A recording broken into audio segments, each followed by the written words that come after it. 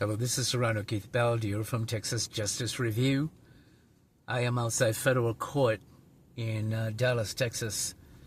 Today I had to slap down a dismissal, an attempted dismissal by my ex in federal court. So here's what the judge did. I'm going to double back to this.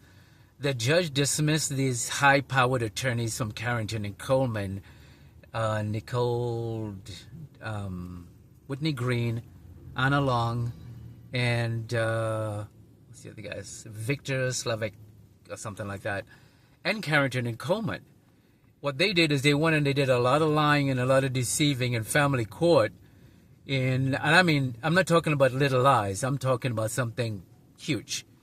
And they lied about cases. They lied about her income. They lied about a whole bunch of stuff.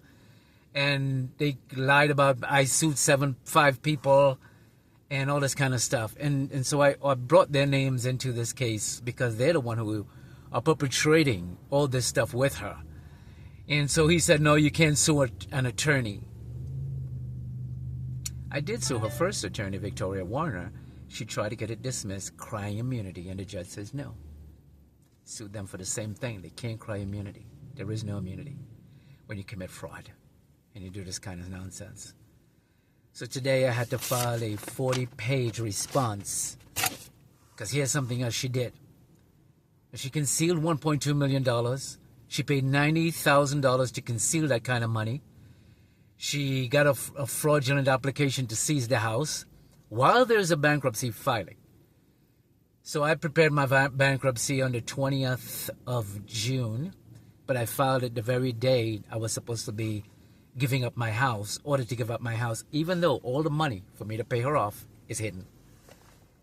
And anyway, I filed for bankruptcy. I got protection, so they went and they told the judge he can go back. He can go back and lift the automatic stay so they can use that date to confiscate the house, which is wrong.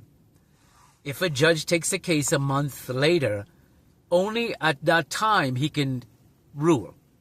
He cannot retroactively go back and lift a stay that bans a state court from taking your house. That stay is done. It's a done deal. A federal law trumps a state law during that period. You can't undo it. And this judge is trying to help them undo it. He's trying to help her undo it. And I'm like, no, you can't do that. You cannot retroactively go and lift an automatic stay. You have no jurisdiction to do that. You can say going forward they can sell the house. The problem is they have a order from the corrupt family court judge Michael Snipes to sell the house during the automatic stay. But that trumps it. You're locked in. Can't do anything. You can't use that. What you could do is get a new date because of the new judge. And they decided, well, he's stupid. He doesn't know what he's doing. So let's just sell that. Then they sold it to the judge and he bought it. And I was like, nope, ain't going to happen. We're not going to go there.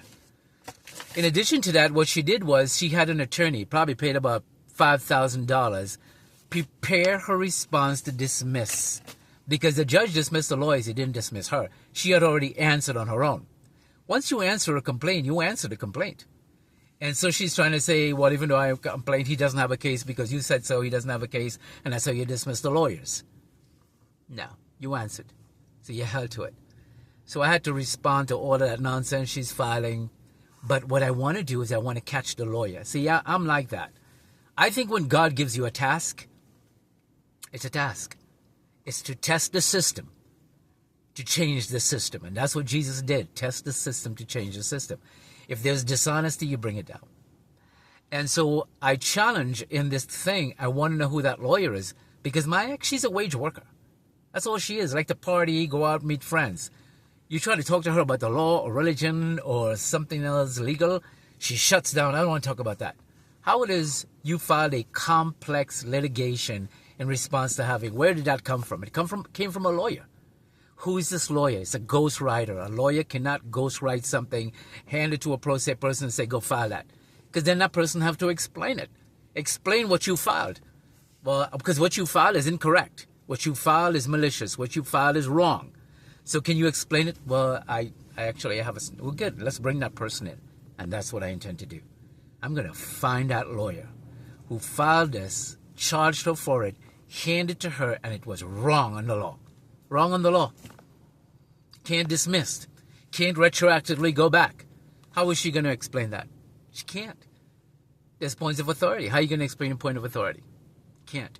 This is what they do. This is what these lying lawyers do. And so, not only am I going after judges, I'm going after these lawyers. You do the complex filing, you hand it to somebody, and you're the lawyer. You've got to come and explain this, and that's what I'm asking the judge to do. I want the lawyer to come and explain this because the filing is flawed. It's wrong on the law. She can't explain it. Whoever filed this needs to be disbarred. So we're going after the lawyer. That's what to do. That's my response. We have a trial in the end of May. She filed to argue this motion on the 12th of May. I'm like, you can argue a motion. You can't even talk about, if I tell you something about the city council, you're like, no, I don't want to talk about that. But you filed a complex litigation to dismiss my case. Meanwhile, instead of giving me my money that she stole and defrauded me of, she'd rather give it to an attorney to keep covering up. She goes to jail now. It's my fault, right? But that's what these lawyers are doing. I just want to share this because we're going after these lawyers. Because there are rules, there are bar rules, there are criminal rules, there is disciplinary rules. There's, you got to follow these rules, and these lawyers don't, and you got to catch a few of them and punish them for it in the law. And then the rest of them are going to say, you don't want to mess with these people. You get caught, this is what's going to happen to you. That's why you see judges getting caught. The rest of the judges are going to say, well, let's not do that. This is Surrounding Keith Value, April 17th, 2026. Thanks for watching, and bye for now.